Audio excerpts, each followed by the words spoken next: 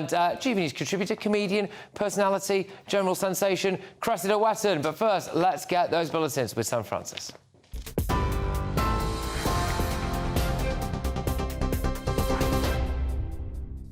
Patrick, thank you, and good evening to you. Just after 11, well, Sir Keir Starmer is doubling down tonight, defending a tax-raising budget he says will lift hundreds of thousands of children out of poverty. Rachel Reeves is freezing income tax thresholds until 2031, meaning millions will pay more as wages rise. Alongside that, new taxes on electric cars, high-value homes and pension contributions. But Labour is scrapping the two-child benefit cap, which the Prime Minister calls a fair and a necessary step to tackle what he describes as the abhorrence of child poverty.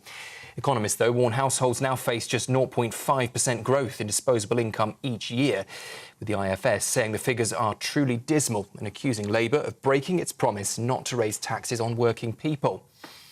Well, earlier today, Rachel Reeves told us here on GB News her budget is fair and insisted it doesn't break Labour's election pledges. I did have to increase taxes yesterday, but I've kept them to an absolute minimum on ordinary working people, freezing those thresholds for an additional 3 years from 2028. So more money in people's pockets, whether those are working families or indeed pensioners. Well, breaking tonight, ministers have U-turned on a key Labour manifesto pledge, abandoning plans to give workers day-one protection from unfair dismissal. The government will now introduce that right only after 6 months in the job, down from the current 2-year qualifying period, but still far short of the day-one guarantee Labour had promised. The Business Secretary, Peter Kyle, insists it's a compromise brokered by unions and employers, needed, he says, to get the Employment Rights Bill through Parliament. But unions warn the bill is becoming a shell of its former self, while Labour MPs call the move a betrayal of the party's mandate. And the Conservatives label it another humiliating U-turn. And net migration to the UK has fallen by almost 2/3, according to new provisional figures from the ONS, dropping from 649,000 now down to 204,000 in the year to June. That fall is largely down to fewer visas for work and study, but it comes as asylum claims hit a record high, 110,000 people applying in the year to September. Hotel use, meanwhile, for asylum seekers, well, that is also up 2% on the last year, despite the government's pledge to shut them all by the end of this Parliament. And small boat arrivals have also jumped 53%. Immigration Minister Mike Tapp, though, says today's figures show there has been some progress.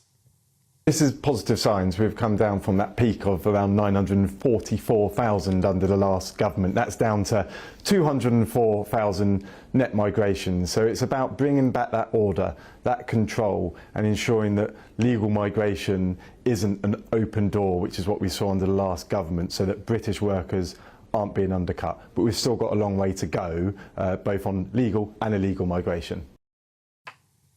Those are the headlines for now. Plenty more still to come right here with Late Edition.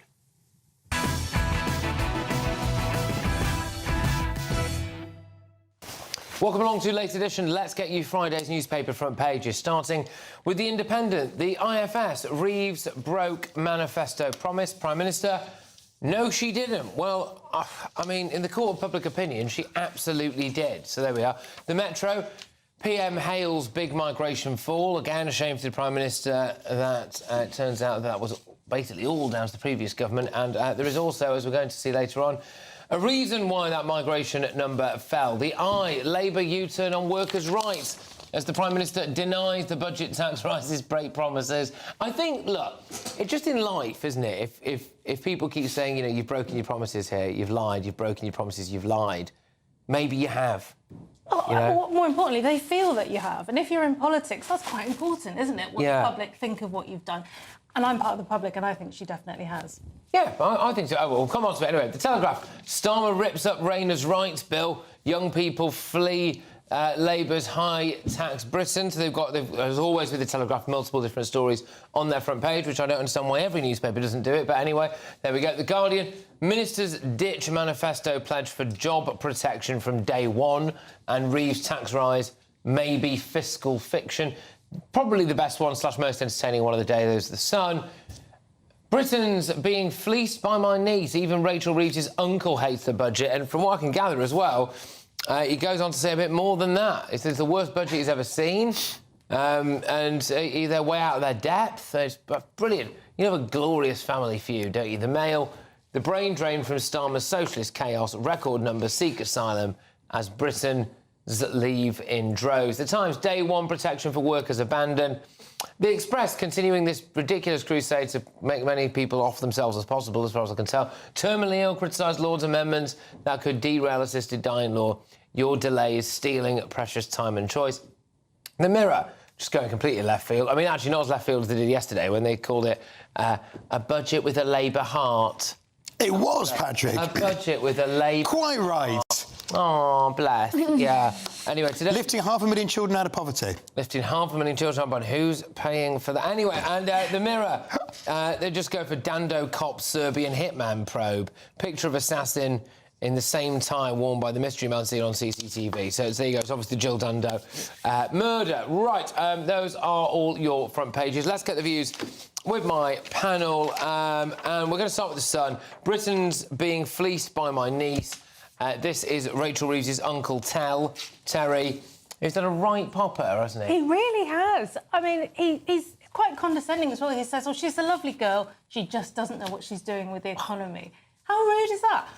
It turns out he worked in construction. So you can just see it, can't you? The family Christmas you just talked about. Somebody who's battled through being self-employed all their life, worried about paying taxes, and now he's got this pesky niece who's a lefty. I'd love to be at their Christmas. I think that sounds fantastic. I think it is, but I don't know. I mean, what do you think about this, Connie? I mean, should she not feel a bit of friction from some family members? Because she is shafting a lot of people. Yeah, I mean, he's not wrong, but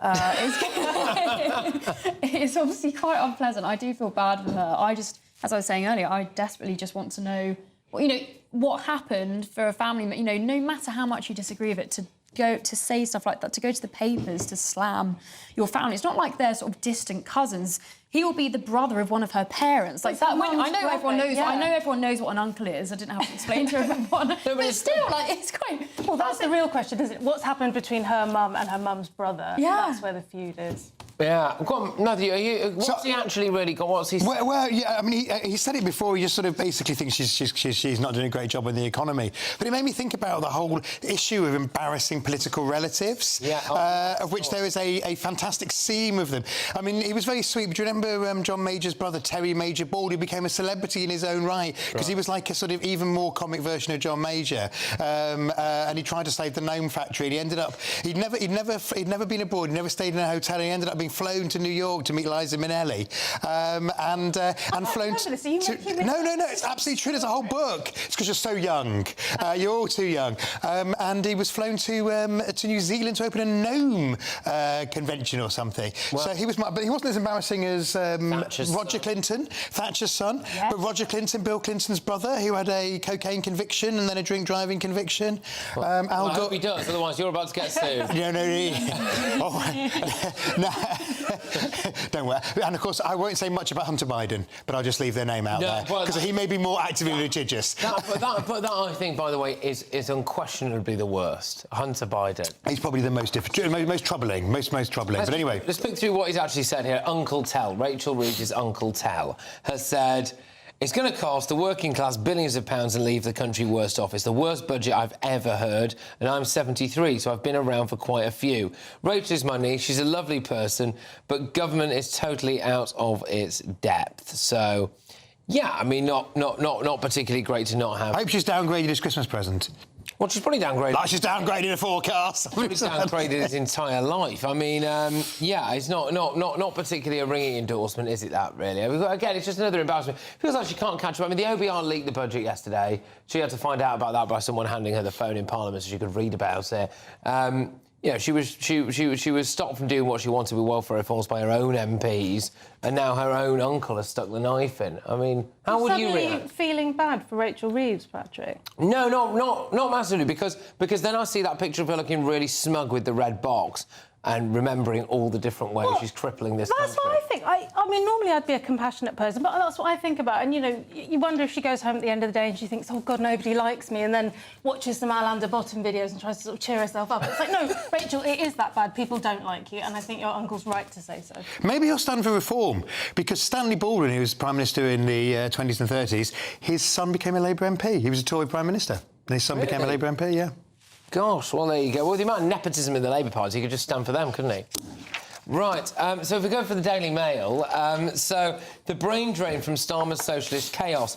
The record 110,000 seek asylum as Britons leave in droves. Connie, are you worried about the quality of person who's leaving Britain at the moment and the quality of person who is coming in? Yeah, I know a lot of people who are looking to move abroad, especially Australia. I mean, I know I'm in London spending some time in Clapham, and there are a lot of Australians there. And I kind of think, why are you coming here? Like, but so many people want to go there, so they're kind of all switching about. And yeah, I do know there are a lot of young people who want to leave, and it's such a shame because it does make me worry about, especially with rising tensions internationally, who we're going to have. I mean, 40% of them wouldn't want to fight for us anyway, even if we were under imminent threat of invasion. But that is something that I think about as well, and it's just such a shame because we once used to be this amazing country where everyone was very proud, and now we're told that we can't be proud of our country, so now everyone's, leaving because they can't. There's just no prospects. I have another friend. He's gone to Dubai because he's been very successful business-wise, and he thinks, why would I come back here with all the tax? Why would you come? And the other thing is, he's done extremely well. Why would I walk around London wearing my watch that I've worked very hard for to be able to afford? And knowing that if that gets nicked off me, I might get stabbed if I don't give it back to them, like that poor chap a few months ago. Or if they do nick it, then nothing's going to be done about it anyway, and then still get taxed. So yeah, it is concerning. Yeah, I mean, it's the first time that I can really seriously remember in my life where people are really talking about leaving. Well, they're not just talking about it, they're going, aren't they? Yeah. Australians, by the way, they come here so they can feel better about their lives when they go back to you. Yeah, that's the only thing That's the answer, to remind themselves how good it is. I wonder, when I see things like this, I think people that are sort of a lefty persuasion, will this convince you that taxing the country to death isn't a good move? Because you often have this thing where people sort of... I think my perception of the left is that they don't believe it will happen. If you tax people, they won't... Yeah. They won't act on that. But surely this proves it. Well, I think there's a bit of a sort of narrative developing there. Everybody's going to Dubai or going to low-tax havens. Australia's taxes are as high, if not higher, than Britain. I speak as an Australian citizen who is I could go and I stay here because I believe in Britain. Yes, fine, but is there not though that lack of a sense of unfairness about where your taxes are going in Australia? I mean, the line here from the Daily Mail, taxpayers face footing an intolerable burden to support migrants arriving here. But it seems a lot of people are like going to Portugal because they can be digital nomads. I think there is a bit of digital nomad where you can work from anywhere with your laptop, which has kind of obviously been a big thing since the pandemic. As well, it's not just in people who are worried about taxes leaving. Say, well, why do you want to be in Portugal and not here? Even just like... Weather's nicer. Portugal, well... I honestly think it's because people feel as though we're importing the third world. But I honestly think that's what it is. That would be my view. So, yeah, anyway.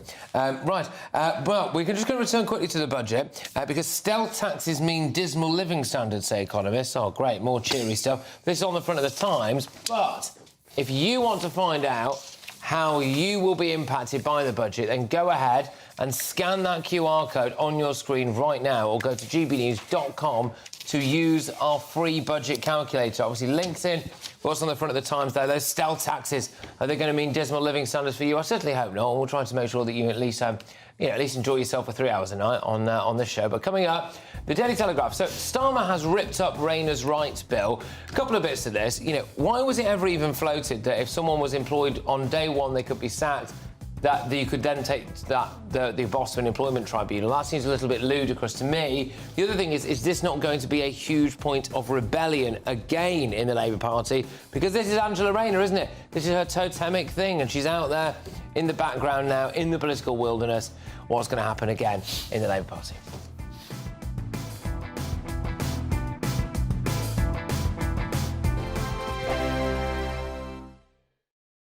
Westminster's full of talk, but out here, it's the real world.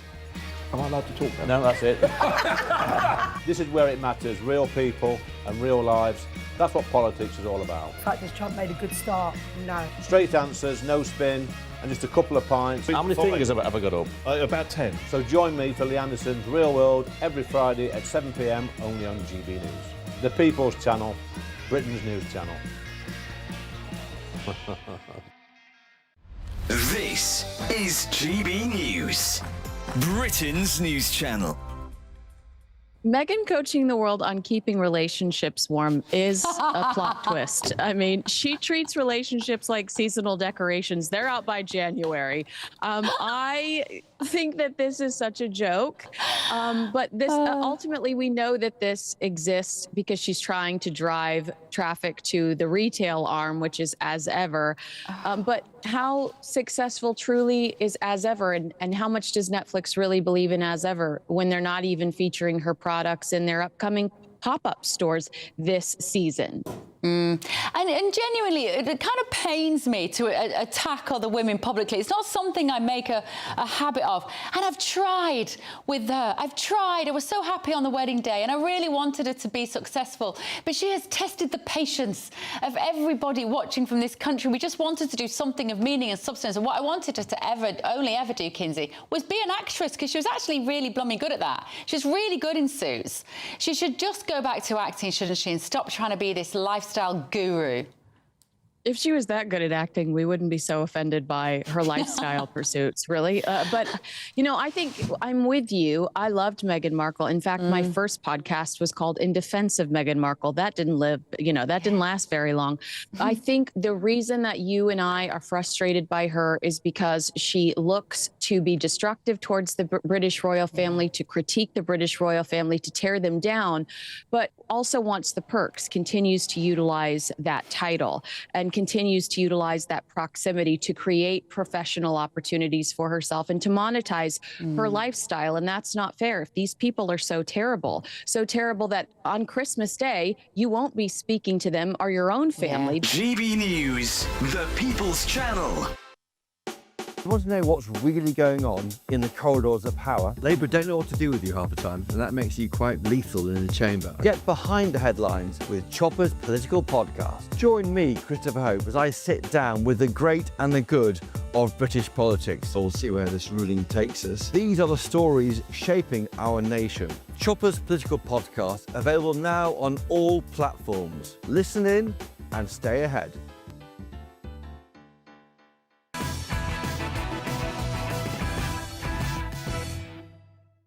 Welcome back. More front pages for you now. At the front of the Daily Telegraph, Sir Keir Starmer has scrapped a flagship pledge in the Workers' Rights Bill championed by Angela Rayner. The government announced on Thursday that it was abandoning plans to allow employees to sue for unfair dismissal on day one of their employment. So the about turn, agreed after 2 days of secret talks between businesses, unions and ministers, will put Sir Keir directly in the crosshairs of the left of his party, most notably, of course, Angela Rayner. And it comes just a day after the government unveiled 30 billion quid's worth of tax rises to fund welfare spending that has been interpreted as an attempt to win over the left-wing backbench critics. Should he be allowed to sack someone on day one? It's just so mad, isn't it? I mean, it's like, can we go back a step, Mr. Starbuck? Remind me, what is the purpose of a job? I thought you were supposed to turn up, impress somebody, do something that was worth something to them, and then they'd give you some money. And they might do it again if you keep doing it.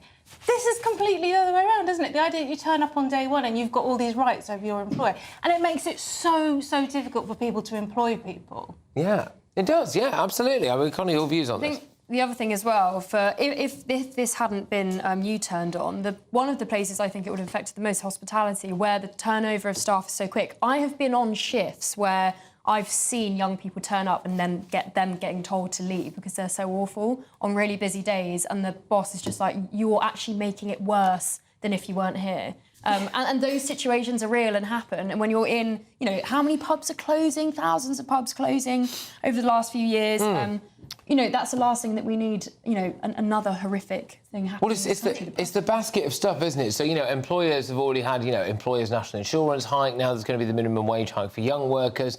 You mentioned earlier, we'll return to this, there's this banter ban. So if you as an employer happen to own an establishment, and I think I'm going to get this right, someone over there says something sexist and a teenager over here hears it, then they can sue the boss for allowing their ears to hear sexism. I mean, it's nuts. I mean, they're just encouraging people to not want to hire anyone or start a business. I wouldn't want to start a business with this hassle.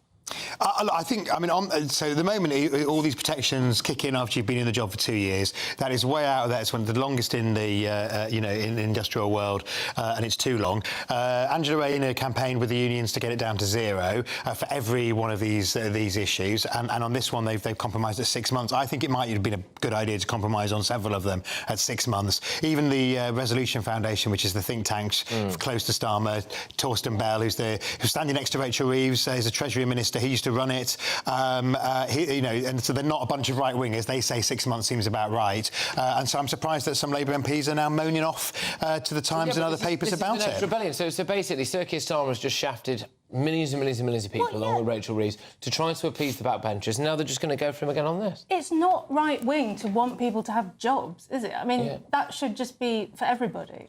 Yeah. I mean, there is a situation at the moment because you can go on the sick, and you don't even have to have started the job. You can, as soon as you sign the contract, if you then fall ill, you can now get sick leave. Now, which obviously in some ways, if somebody says somebody got cancer immediately, maybe that's the thing, but obviously you can just have the first week off with flu as well, so it's tricky. Again, but this is another example of doing everything possible to benefit shirkers and not actual workers, isn't it? Yeah, unless someone had the incredibly unlucky and devastating news of being about to get a new job and then a week before being diagnosed with something horrific or being hit by a car or something, which I'm sure does happen, but I would imagine the vast majority of people who are going to get a job and claim they're sick before they've even started are people that are just on the take. Why are we trying to make them... You could go off with anxiety, which you might be anxious about starting the job. You might be anxious about starting the job. Yeah, I mean, this is ridiculous, isn't it? I mean, isn't this why our economy's in the toilet, Connie? Kind of stuff. Yeah.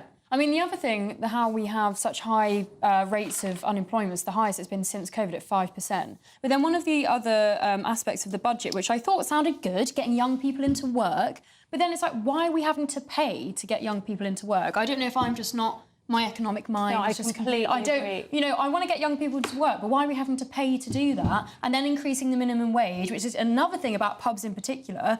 Then, if you have the choice of paying an experienced person the same amount of money as paying a 16-year-old, then why, or an 18-year-old, then why would you employ the 18-year-old? Why would you do that? Like, that was one of the great things. Like, you know, I was earning £6 an hour, or even less than that, but at least I had a job, and I'd rather have a job than not have one. So that's going to make it even... We're paying for young people to get into work, but also increasing the minimum wage, so it's going to be equally harder for people to employ them, and they still might be able to sue their employer if they get offended by overhearing something. Yeah. Well, just explain that then again. So seriously now, they can sue an employer if you hear someone make an off-colour joke. Well, Connie's probably the expert on this, but I think it's that if I'm the bar person or somebody that works in the pub and I hear the customers making a sexist joke, I can then sue my boss because I haven't been protected at work. I should be protected. I'm not there to work, I'm there to be protected. And I think it's absurd. And by the way, if you think you can't hear a dirty joke, why on earth would you go and work in a pub? It's absolute madness. And it's something that it seems to me like it's not really clear. Well, the rules are clear, but it's not going to get... It's going to get used differently in different... Can I just say, it's only going to be used by people on the left because, with the honourable exception of Matthew Larser here, they are a totally humorless bunch of people. Oh, that's very nice, thank you. Yeah. No, I mean, the compliment for me, not the criticism of the left. Going like, you know, oh, OK, I didn't like that joke, to then being like, I was really offended by that joke, to then going like, I was so offended by that joke, I'm going to take my employer to court. Only people on the left would do that, Matthew. Well, I mean, look, I think it needs to be enforced with common sense. If you're in a workplace where you're constantly overhearing racist or sexist behaviour constantly, then that is obviously that is an issue, and that will affect you as a person. But if it's just occasional, or if it's like one random thing you overhear, that seems to me, I don't know what the impact that would be on you. It would seem to be the consistency would be it. The reason why I disagree with that, I've worked in about 5 different pubs, all very sort of different, some being, really quite rough to some being extremely middle class.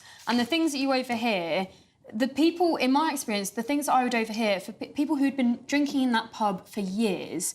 And so if I went to my boss and said, you need to kick him out, he said, sorry, he's been drinking his whole life, I'm not going to kick him out. He may well be saying something that I may consider to be racist, but who's going to draw the line? Because, as Patrick was saying, young people in particular, especially young people who are woke, the bar is so low as to what they find offensive, not just them finding it offensive, but what they would actually classify as sexist or racist. I had experiences where I would overhear male customers say things that were sexist, and my boss knew what I was like, so she told me, don't go and serve that table, because she knew that I was a bit uppity and I was... Also, you're going to have to have a witness as well, so it's kind of actually understand how it's going to be enforced.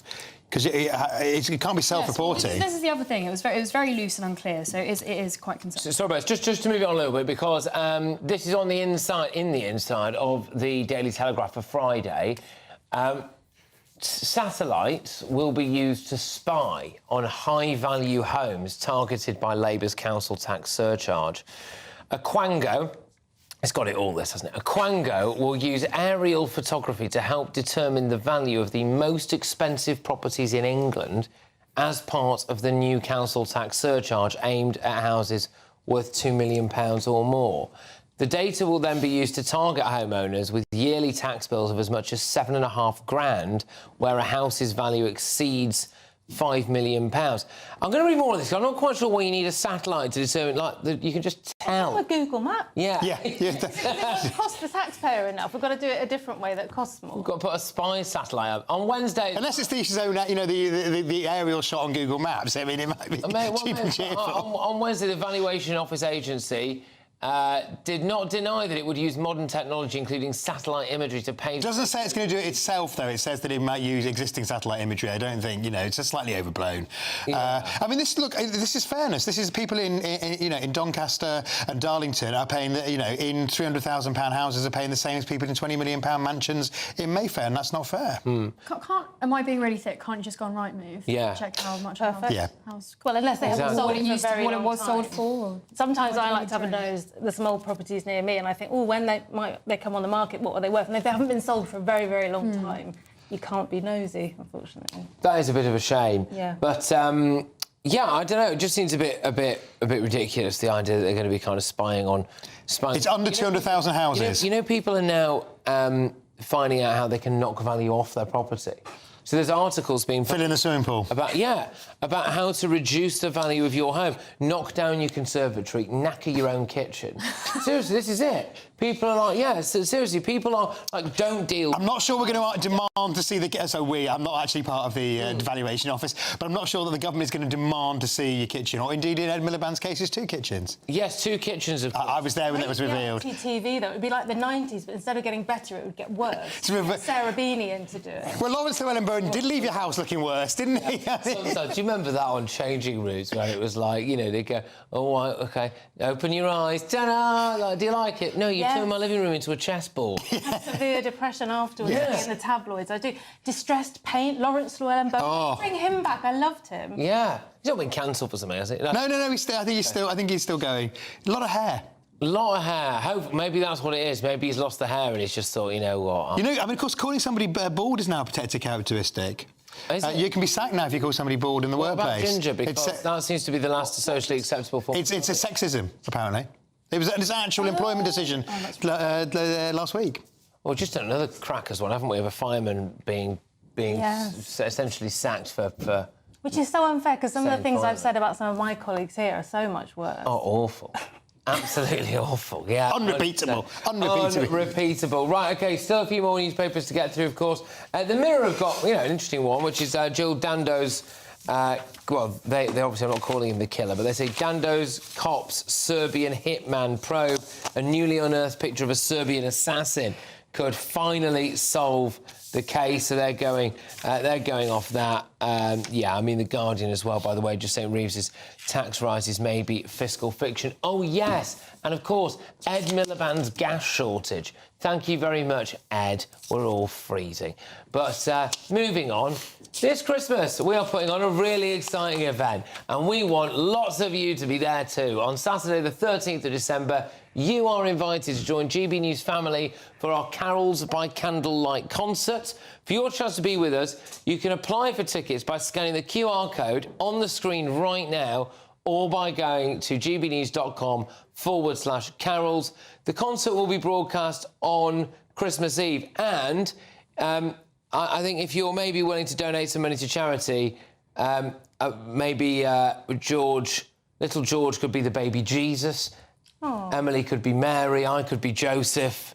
Is anyone volunteering for any of the... You could be a wise man, Couldn't you? Yeah, I'm happy to be a wise man, yeah. Yeah? Yeah, OK, I'm up for good. it. I was the Angel The Gabriel angels. once. My mum made me a costume. I wonder if I've still got it. The wings will probably be very small. It's all right, About though. 5. Yeah. That'd be good. Any biblical... I was St George, but that's obviously not in the Nativity. Yeah. It might be in the Narrated GBNews. too. Narrated One of the few too. children you could read. Nice. I suppose Starmer could be Herod, couldn't he? Oh. Anyway, coming up... Gobble, I just want to tell you this very important. You are hereby unconditionally pardoned.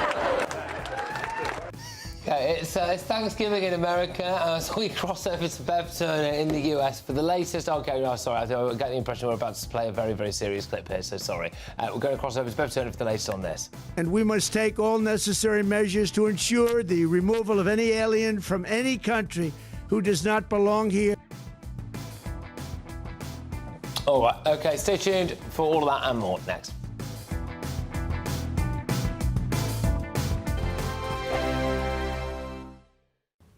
Good evening. Yes, it's time for your latest weather update from the Met Office here on GB News. The showers moving through overnight, many places becoming clear by dawn, but some very strong winds, particularly in the north and the west. We do have a Met Office yellow warning in place across northern and western Scotland. From this area of low pressure, moving to the north of Scotland, but the isobars really squidging together. Very strong gusts coming in here, 50, 60, maybe 70 miles an hour, perhaps even 75 in exposed parts. Could cause some disruption. Blowing in plenty of showers for northern Scotland and Northern Ireland. Showery rain for England and Wales at the moment, but that all clears through.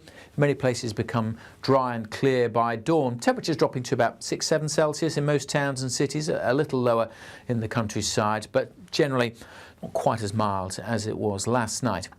It is going to be very windy, though, tonight, particularly, as I mentioned, across northern and western Scotland, where we have a Met Office yellow warning in place.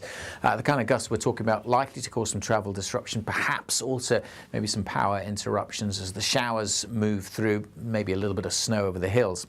Could be a wet start for parts of northwest England, north and west Wales, this zone of showery rain moving in as we head towards dawn. But further east and further south, many places start Friday with some blue skies and some sunshine. But it will cloud over across northeast England, the Midlands, with this showery zone working its way into South Wales too. Some heavy bursts possible, ending up across southwest England later. Lots of showers still packing into western Scotland and Northern Ireland. The wind's easing a touch, but still quite a blustery day and a colder feel for most, although we could still get up to a pretty mild 13 degrees across the southeast. Now, still a bit of uncertainty about Saturday, but we're looking at some wet weather and increasingly windy weather for parts of England and Wales. Maybe a little bit further north than this, and it may have a bit of snow mixed in over the hills, but be prepared for some heavy bursts of rain to move across England and Wales. For Scotland and Northern Ireland, it should be bright enough on Saturday with some sunny spells, but a few wintry showers in the far north. Decisions made in Washington aren't just shaping America, they're shaping Britain too. From migration to global security, from crime to health. Whatever happens in the White House today will be felt in your town or city tomorrow. That's why The Late Show is live from Washington, D.C. Cutting through the politics to show you what it all means for Britain. The Late Show live every night at midnight. Only on GB News, Britain's news channel. Westminster's full of talk, but out here, it's the real world. Am I allowed to talk now? No, that's it. This is where it matters. Real people and real lives. That's what politics is all about. The fact that Trump made a good start, no. Straight answers, no spin, and just a couple of pints. How many fingers have I got up? About 10. So join me for Lee Anderson's Real World every Friday at 7 p.m. only on GB News. The People's Channel, Britain's news channel.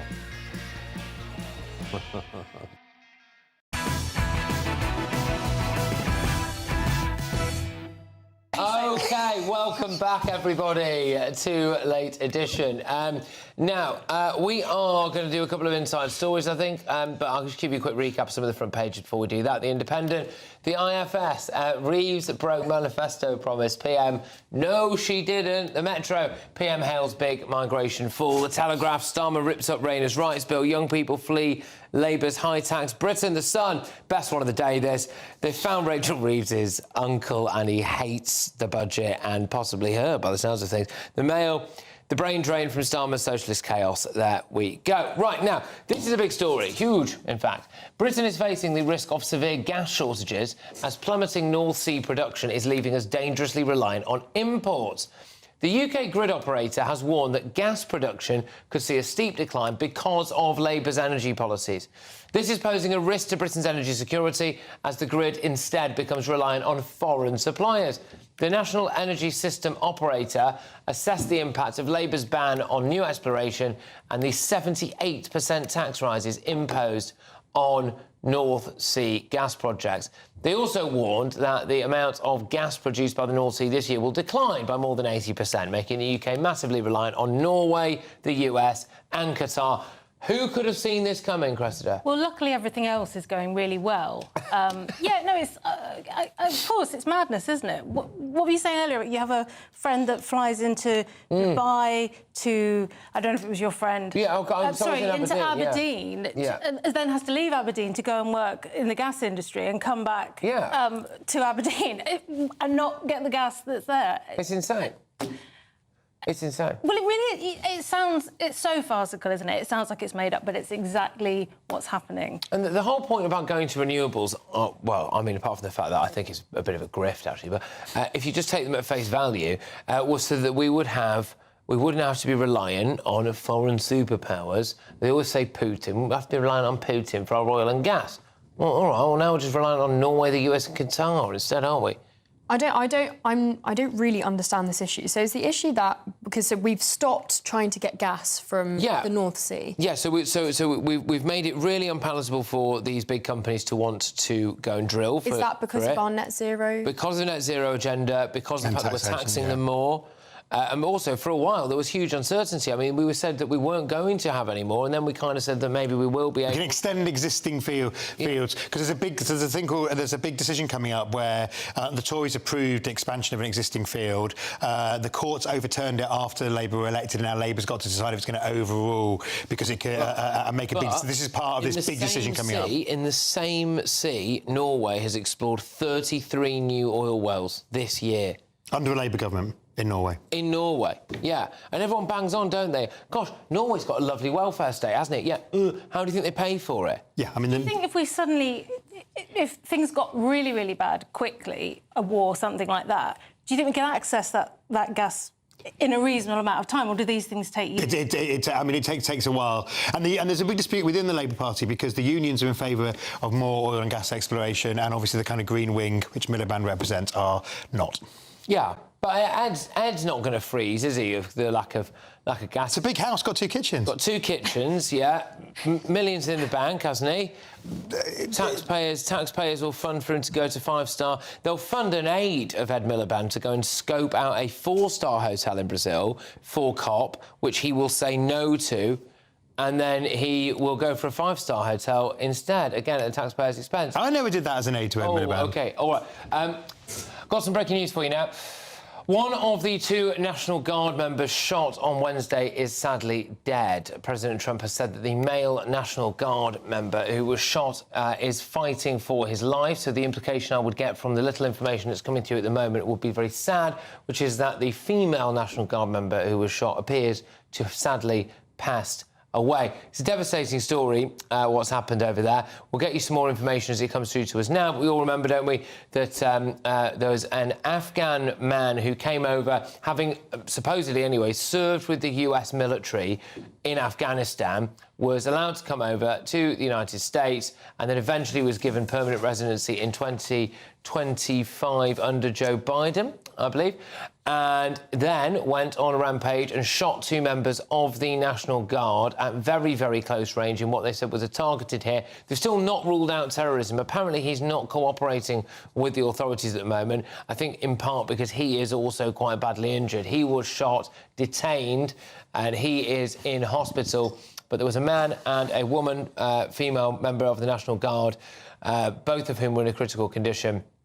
And sadly, it appears now that the breaking news is that one of those 2 has passed away. From the information that we are getting here, it seems to me anyway, that the male National Guard member who was shot is fighting for his life.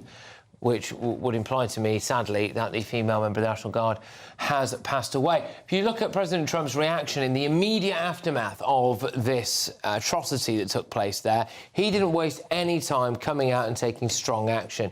He said that he was going to review every single Afghan asylum seeker or refugee's case, review it, so revisit them, decide whether or not at second glance they should be allowed to stay, and block any more immigration from Afghanistan. That's what he's done. There is a contrast to us here in Britain. Just the other day, an Afghan man pleaded guilty to raping a 12-year-old girl. We've also had an Afghan man douse a woman and child with acid in Clapham. An Afghan man stabbed a Royal Marine, an aspiring Royal Marine, to death in Bournemouth over an argument about an e-scooter. We don't seem to be taking anything like the same level of measures that President Trump has taken. What do you make of the reaction from President Trump generally to this, Connie, in terms of, an incident happens, it's an affront to most Americans, it's an affront to their big institution, the National Guard. Trump comes out and says, right, well, we're going to basically ban the lot of you. It's a perfect response. He hasn't said ban forever. They're just reviewing how they're vetting people. And I think, unfortunately, we're under an illusion in this country that because the Afghans that, for example, are coming here under the fact that they had to escape Afghanistan when the Taliban took over, but they fought with the British and the Americans to fight off the Taliban, that somehow that means they also love the West. Just because they don't like the Taliban does not mean they love the West. And now, because of our government who leaked that data at the MOD, we've now brought over 20,000 because we leaked their data, and that super injunction that was imposed over 2 years ago now. Just because they fought on our side does not mean that they love the West, and it also doesn't mean that they're not completely assimilated into violent culture. So when we hear about migrants from certain countries that are often have violent cultures where violence is normal, they may have even been child soldiers themselves. They've seen violence for their whole life. So then when they come to countries where it's civilised, we can't be shocked when violence breaks out. So it's the perfect response, and we should be doing the same here. Just going to give you a little bit more info on this. So, very sadly, can confirm now that it is, in fact, the female 20-year-old West Virginia National Guard member, Sarah Beckstrom, who passed away from her injuries after apparently being shot by an Afghan man in Washington, D.C. The quote from President Trump, anyway, is she's just passed away. She's no longer with us. Her parents are with her. This just happened. She's not with us. I was hearing some information before as well about how they'd only been inducted, I'm not sure if that's the right word, I think it is, inducted into the National Guard a week before or day before. I think it was their first day on the job. And she'd volunteered to be there because a lot of people are on Thanksgiving leave, so she'd volunteered to be there. Oh, it's just heartbreaking, isn't it? She's 20 years old. You know what's so good about President Trump's responses is, like, it's aligned with the way people feel when they hear that story. You know, that level of anger feels appropriate. And you're talking about child soldiers coming from other cultures. That is heartbreaking. But it sometimes feels like we're saying, OK, so that's more important than, for example, Sarah Beckstrom's life. You know, but we don't feel that, do we? Because we see her, she's trying to serve her country. She's obviously a good person. You know, it's so painful that she could be in that position. Can I tell you what would happen right now in Britain? And we know this because it basically has happened, which is that there would be entire political commentary right now about how we can't blame all the Afghans. You mustn't. Yes. Racism mustn't win now. Diversity is our greatest strength. Everything. President Trump goes, right, we're going to review every single Afghan's case, and I'm stopping any more coming in. And goodness only knows what he's going to try and do now now that sadly this woman has passed away. You think Trump's response is more in line with what we get over here? Well, I think, you know, people hearing this very sad news, and you've heard, sadly, similarly tragic news here, we're wondering why our response isn't as simple and clear-cut here. And I think that's a legitimate question. I mean, you know, whether or not such a response actually has any impact, I'm not sure, but it certainly it gives people the feeling that something must be done, and he does do something instantly. OK. All right, look, when we come back, we're going to continue with this breaking news. I'm hoping that I'll have a little bit more info for you as well. But, yeah, just to say that breaking news is that, very sadly, the 20-year-old US Army Specialist member of the National Guard, Sarah Beckstrom, has passed away from her injuries after being shot in DC on duty yesterday by an Afghan man. All of that and more when we come back.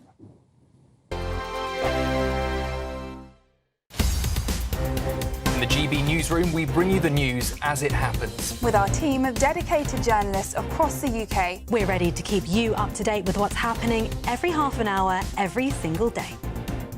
Bulletins here on GB News. The People's Channel. Britain's news channel. Westminster's full of talk, but out here, it's the real world. Am I allowed to talk now? No, that's it. This is where it matters. Real people and real lives. That's what politics is all about. The fact that Trump made a good start, no. Straight answers, no spin, and just a couple of pints. How many fingers have I got up? About 10. So join me for Lee Anderson's Real World every Friday at 7 p.m. only on GB News. The People's Channel, Britain's news channel. You want to know what's really going on in the corridors of power? Labour don't know what to do with you half the time, and that makes you quite lethal in the chamber. Get behind the headlines with Chopper's political podcast. Join me, Christopher Hope, as I sit down with the great and the good of British politics. We'll see where this ruling takes us. These are the stories shaping our nation. Chopper's political podcast, available now on all platforms. Listen in and stay ahead. Decisions made in Washington aren't just shaping America, they're shaping Britain too. From migration to global security, from crime to health. Whatever happens in the White House today will be felt in your town or city tomorrow. That's why The Late Show is live from Washington, D.C. Cutting through the politics to show you what it all means for Britain. The Late Show live every night at midnight. Only on GB News. Britain's news channel. Mornings don't have to be tiresome, especially if you have the right company. Wake up to news as it happens, opinion and debate, and of course, a little bit of entertainment too. Because when the kettle's on, we're on. That's Breakfast on GB News, a show worth waking up for. Every morning from 6 a.m. Only on the People's Channel, Britain's news channel. We'll spread the news, you spread the word. 5 hosts, 5 opinions, 5 fearless debates, 5 unfiltered takes on the day's news. 5 reasons not to be anywhere else on Saturday night. This is the Saturday 5. You got me good there. Britain's biggest Saturday night TV show. It's not a bad brand. Yeah. Uncensored. Very, very racy tonight. On the unpredictable. What did she say? Can you translate it for us? And always entertaining. And how can a country go from being led by William Wallace Saturday nights from 6 p.m. only on GB News, the People's Channel. Britain's news channel. You're going to want to stay tuned, trust me. I forecast a perfect holiday in the sun. Weather looking good then? For sure, and no worries about our travel insurance. All Clear Travel Insurance sponsors GB News Travel Destinations forecast. There's some further heavy, thundery rain affecting parts of Eastern Europe as we go through the next few days, particularly Greece and Albania. But starting off further west, yes, some rain pushing into the far northwest of Spain, but actually ahead of that, tomorrow looks largely fine and dry. A few bits of rain across the southern parts of Italy, but as I mentioned, it's further east, Greece, Turkey, Albania, where we're going to see heavy rain building up. Some places could see 250 millimetres through this week, enough to cause some disruption. All Clear Travel Insurance sponsors GB News Travel Destinations forecast.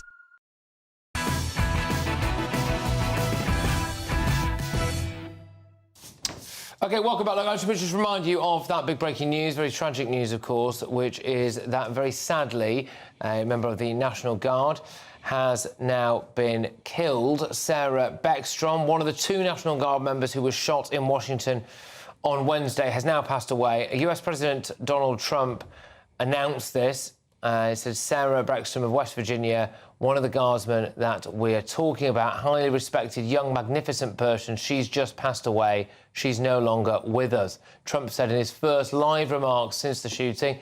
Here is the moment that President Trump announced her death. Sarah Beckstrom of West Virginia, one of the guardsmen that we're talking about, highly respected, young. She's just passed away. She's no longer with us. She's looking down at us right now. Well, there we go. I mean, we're going to have to find out exactly why. I mean, I think we can hazard a guess, can't we? But exactly why the Afghan man who, you know, supposedly served with the US Armed Forces, was brought over as part of one of their resettlement schemes, why he decided to go and indiscriminately take the life of a 20-year-old woman who was literally just starting a career at the National Guard.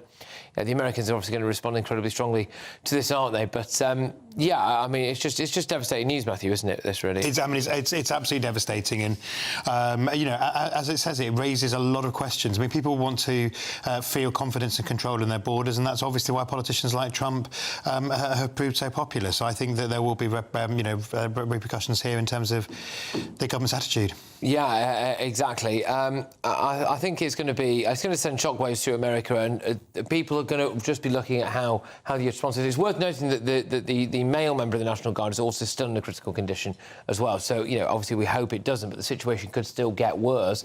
And it's just going to be an incredibly strong response from President Trump and the US regime here. Yeah, well, which is what he's already put in place, right? I mean, to answer the question, why would you shoot her? It's maximum impact, isn't it? Obviously, we're not going to get... He's not going to want to discuss his motives, but you really couldn't have picked a more dramatic target, somebody that people would feel so much about. We've got a situation now where, despite us not being able to control our borders here in Britain particularly, certainly when it comes to the Channel, or deport people, President Trump's regime have managed to do mass deportations, secure the border, and now you see something like this, which is, at its core, an Afghan man slaughtering people indiscriminately on the street, which we have seen similar examples of here in Britain. You know, they can go hard on it, can't they? Again, you know, the Trump regime exists now over there. We can compare that to how our government handles things. I think we also haven't mentioned that he drove 3,000 miles from Washington State to Washington, D.C. to do this. Oh, really? And I think what's really... it's a very difficult conversation to have when, like you said earlier, Patrick, that the instant response from lots of people is, oh, we can't blame all Afghans. But the reason why... Sometimes stereotypes help us, and the stereotypes are very helpful for human survival. There's a reason why they exist in our minds. You cannot deny that there is a pattern here with what's going on.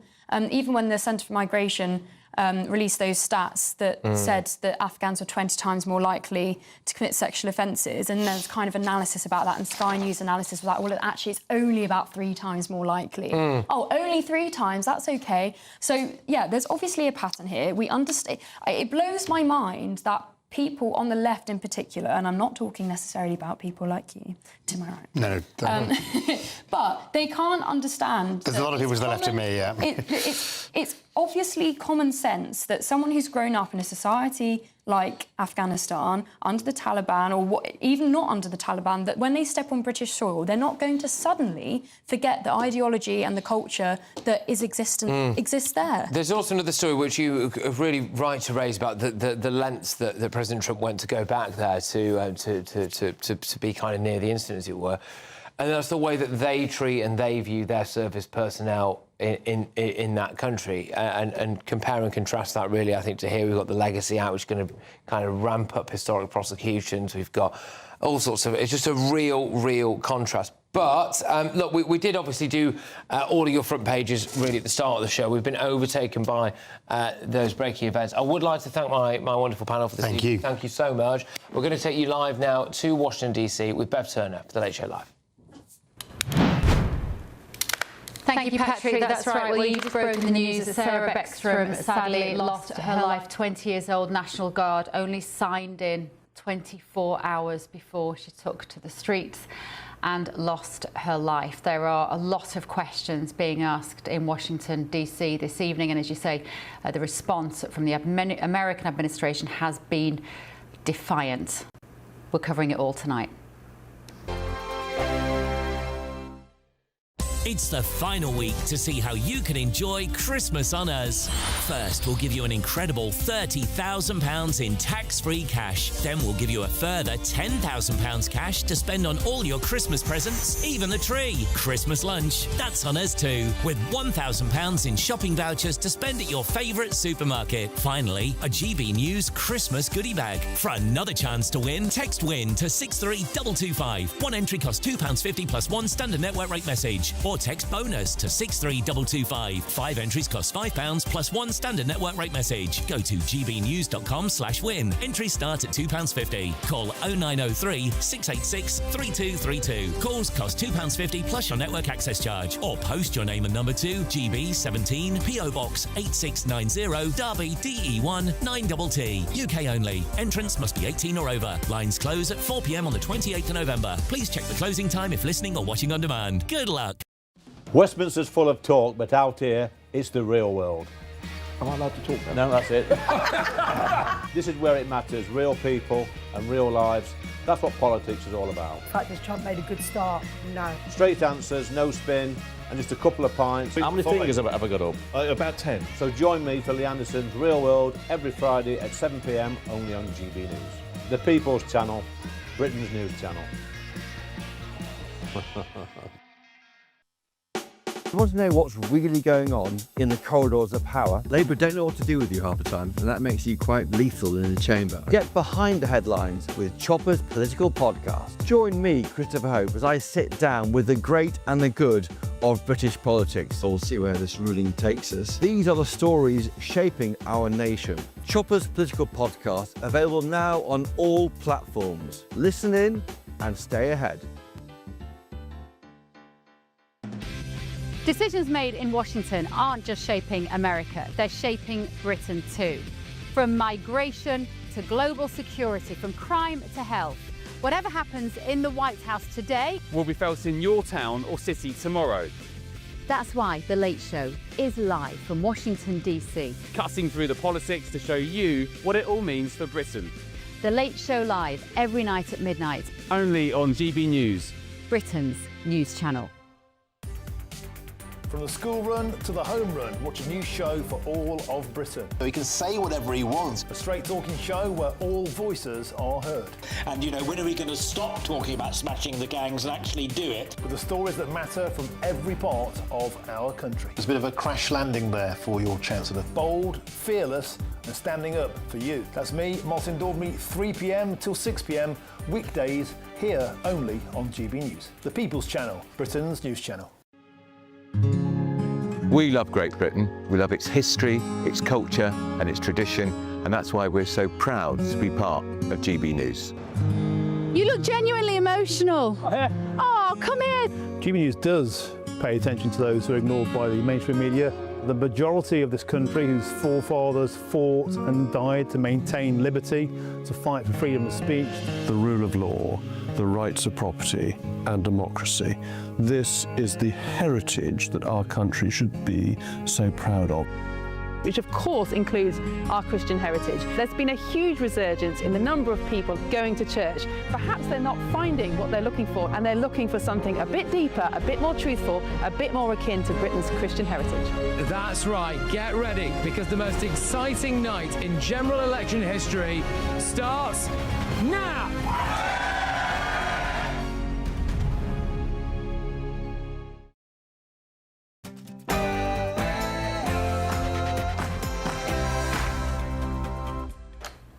Well, there we go. We've done all your front pages here in Britain, but I sense the big breaking news of the evening is actually taking place in Washington, D.C., and that is exactly where our very own Bev Turner is for us this evening with The Late Show Live. Bev.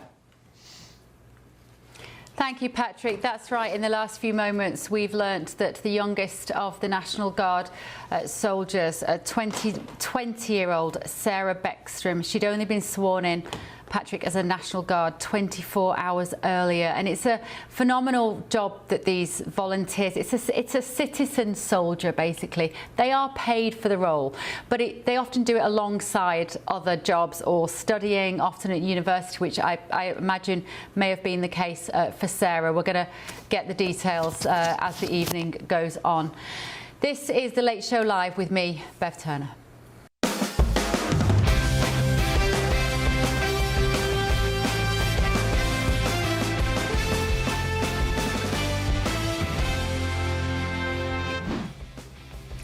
On The Late Show Live tonight. This heinous assault was an act of evil, an act of hatred, and an act of terror. It was a crime against our entire nation. It was a crime against humanity. An attack on America. President Trump takes drastic action after 2 National Guardsmen were shot just yards from the White House. And within the past few minutes, we've learnt that the female soldier has died. She was only 20 years old. The other remains in a critical condition. Sarah Beckstrom of West Virginia, one of the guardsmen that we're talking about, highly respected, young. She's just passed away. She's no longer with us. She's looking down at us right now. Terrible announcement on Thanksgiving evening as well. Also tonight. You're gambling with World War III. You're gambling with World War III. And what you're doing is very disrespectful to the country, this country. Europe is rearming. France has brought back military service and national training for young people amid a growing threat, it says, to the West. Is it time that Britain and America followed suit? We have already closed 200 hotels. That's down from 400 to 200. And we're exploring these larger military sites with more basic accommodation. Buried in the budget, official figures show the number of migrants being housed in asylum hotels has risen despite a defiant government pledging to cut their use. We're going to be cracking open tomorrow's front pages, of course, hours before